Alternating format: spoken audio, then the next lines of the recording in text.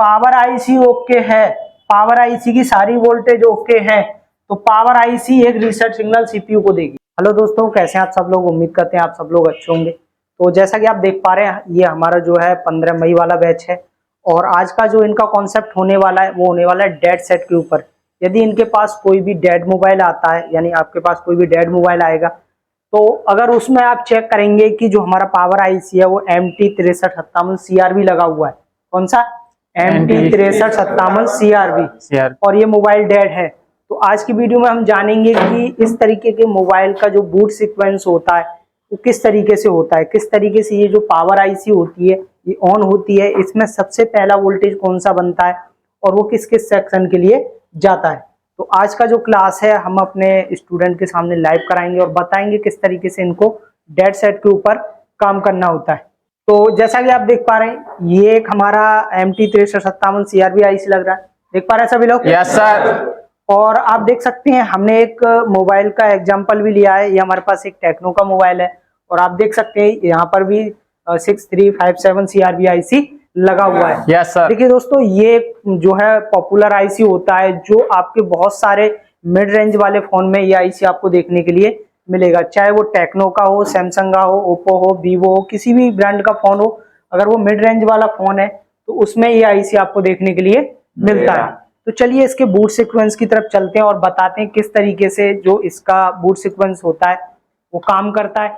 तो यहाँ पे देख सकते हैं, यहाँ पर मैंने, आप देखिए, सबसे पहले यहाँ पर कुछ चीज ड्रॉ की है। जैसे आप देख सकते हैं यहाँ पर मैंने एक बैटरी कनेक्टर ड्रॉ किया हुआ है और ये हमारा DC टू DC यानी कि जो चार्जिंग आईसी होता है वो ड्रॉ किया है।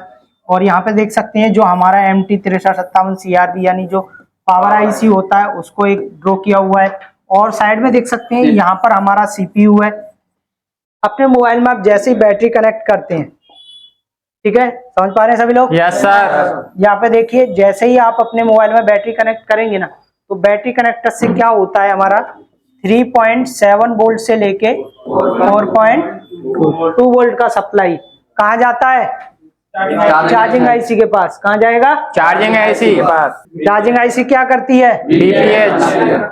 तो जैसा कि आप देख पा रहे हैं, ये जो सप्लाई है जैसी हमारी जो DC टू DC यानी चार्जिंग आईसी के लिए मिलेगी, वैसे ही यहाँ से एक सिस्टम सप्लाई होती है जो कि एक कॉइल के थ्रू हमारा इस आईसी के लिए मिलती है। यहाँ पे देख सकते हैं इस आईसी के पास में एक कॉइल लगी हुई है, यहाँ से स्विचिंग सप्लाई आउट होगी और ये जो स्विचिंग सप्लाई है आगे चल के यही सप्लाई VPH पावर सप्लाई बनती है।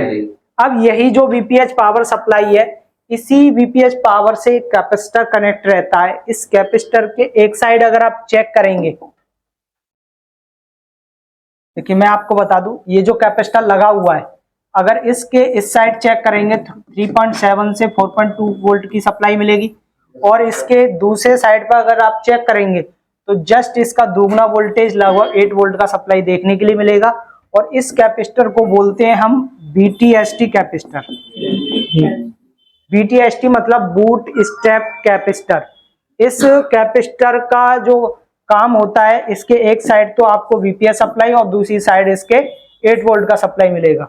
अगर ये जो कैपेसिटर खराब हो गया, अगर ये कैपेसिटर वीक हो गया, तो हमारा मोबाइल डेड भी हो सकता है और फिर चार्जिंग का प्रॉब्लम भी शो कर सकता है। ठीक है, उसके बाद में देखिए यहीं से जो VPH की जो सप्लाई होती है वो किस किस सेक्शन के लिए जाती है? हमारे बैकलाइट सेक्शन के लिए जाती है। उसके बाद हमारी ग्राफिक्स आईसी, उसके बाद हमारे ऑडियो सेक्शन, उसके बाद यही सप्लाई हमारी किसको जाती है? Power IC. और जैसे ही ये सप्लाई हमारी पावर आईसी के लिए जाती है तो आप देखेंगे कि जो पावर आईसी है उसके पास आपने देखा होगा बहुत सारी क्या लगी रहती है? बक कॉइल। क्या लगी रहती है? बक कॉइल लगी रहती है। अब इसी बक कॉइल से क्या होता है, हमारा अलग अलग वोल्टेज तैयार होता है और बाकी सेक्शन के लिए जाता है। अब देखिए इस पावर आईसी में जैसे ही हमारा VPH सप्लाई इन करेगा तो सबसे पहले इससे पावर की का वोल्टेज आउट होता है। किसका होता है?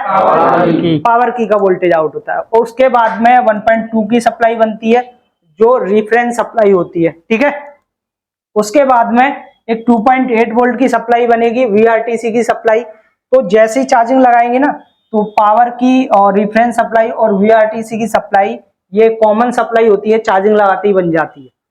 क्लियर? Yes, sir. उसके बाद में जितनी भी बक कॉइल इस पावर आईसी के पास लगी रहती हैं, उनसे एक एक वोल्टेज तैयार होता है और वो अलग अलग सेक्शन के लिए चला जाता है। जैसे सबसे पहले जो एक बक कॉइल लगी होती है, इस बक कॉइल में से कौन सा सप्लाई बन रहा है? Modem supply. कौन सा बन रहा है? मॉडेम। अब ये जो मॉडेम सप्लाई है जी 0.6 वोल्ट से 1.2 वोल्ट तक का होता है, और ये जो मॉडेम सप्लाई है ये सिम के लिए काम करता है। किसके लिए? सिम के लिए। अगर ये कॉइल खराब हो गई, अगर ये मॉडेम का सप्लाई नहीं बना, तो हमारा मोबाइल ही ऑन नहीं होगा। तो ये सप्लाई बन के किसके लिए जा रहा है? CPU के लिए जाता है।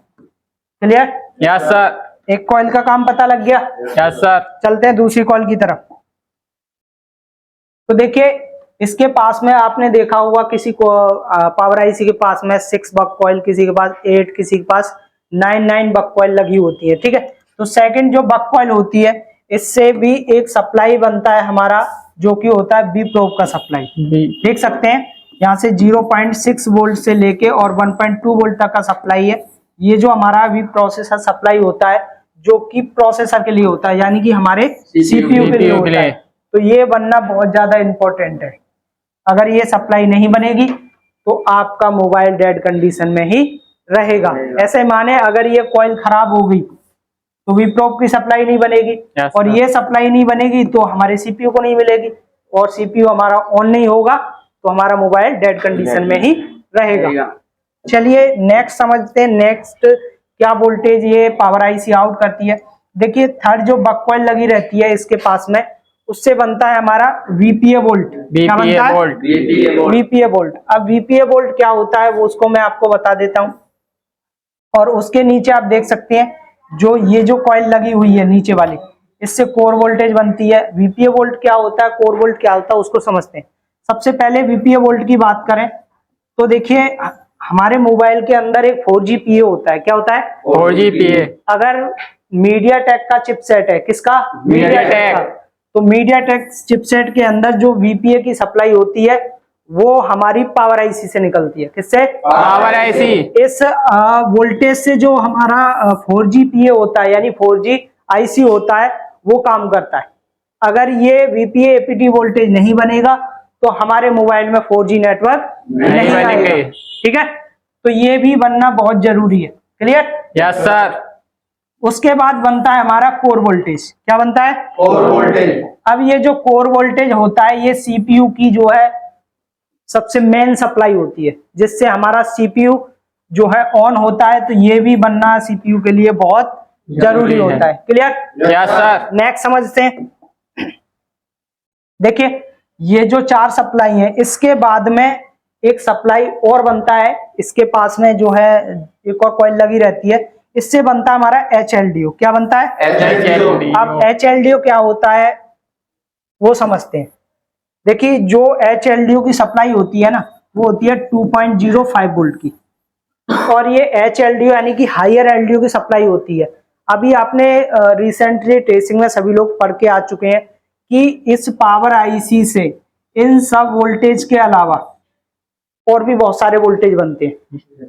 Yes sir. इस पावर आईसी के अंदर कई सारे डिपार्टमेंट होते हैं, जैसे इनको हम समझे ऐसे। तो एक ये जो हमारा होता है, ये जो बक वोल्टेज होते हैं, कौन से होते हैं? बक वोल्टेज। इसमें एक डिपार्टमेंट होता है एलडीओ डिपार्टमेंट। क्या होता है? LDO department. अब इस एलडीओ डिपार्टमेंट से बहुत सारी वोल्टेज आउट होंगी और वो अलग अलग सेक्शन के लिए चली जाएंगी, उनको एज अ कमांड के रूप में। तो आपने देखा होगा कि जो हमारा ऑडियो आईसी होता है, उसके लिए एक इनेबल सिग्नल आता है पावर आईसी से 1.8 का। Yes sir. और वहां पर जब आपने देखा होगा तो लिखा रहता है L5, L6, L11 लिखा रहता है। तो L4 तब होता है LDO, यानी कि LDO 5। और इसी LDO को ऑन करने के लिए ये जो हायर LDO का सप्लाई होता है वो बनता है। अब ये हायर LDO का सप्लाई नहीं बनेगा तो बाकी और वोल्टेज नहीं बनेंगी, और बाकी और वोल्टेज नहीं बनेगी तो हमारा मोबाइल ही ऑन नहीं होगा। क्लियर? Yes sir. तो एक कॉइल से हमारा हायर एलडीओ का सप्लाई बनेगा, और उसके बाद देखिए क्या बनता है। उसके बाद में एक एक्सटर्नल बक कन्वर्टर और लगा रहता है इसमें।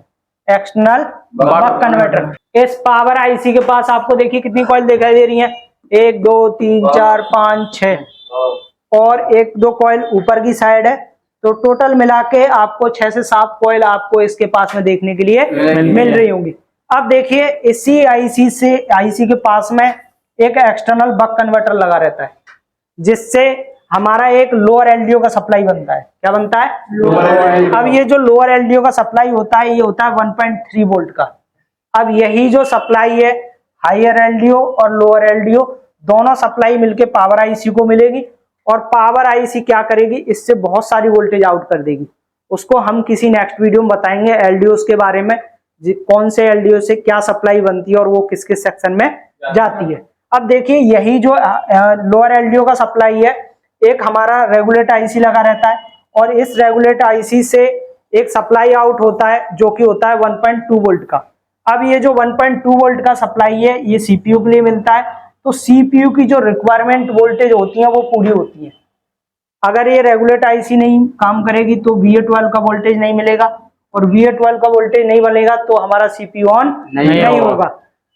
अगर ये सप्लाई इसके लिए मिल गई, ये सारी सप्लाई इसके लिए मिल गई, तो होता क्या है कि जो पावर आईसी है, पावर आईसी से एक सिग्नल आउट होता है जो कि होता है रीसेट सिग्नल। रीसेट। अब रीसेट सिग्नल में क्या होता है, एक 1.8 की सप्लाई होती है। क्या होती है? 1.8 की सप्लाई। अगर पावर आईसी ओके है, पावर आईसी की सारी वोल्टेज ओके है, तो पावर आईसी एक रीसेट सिग्नल सीपीयू को देगी कि सारा वोल्टेज रेडी है।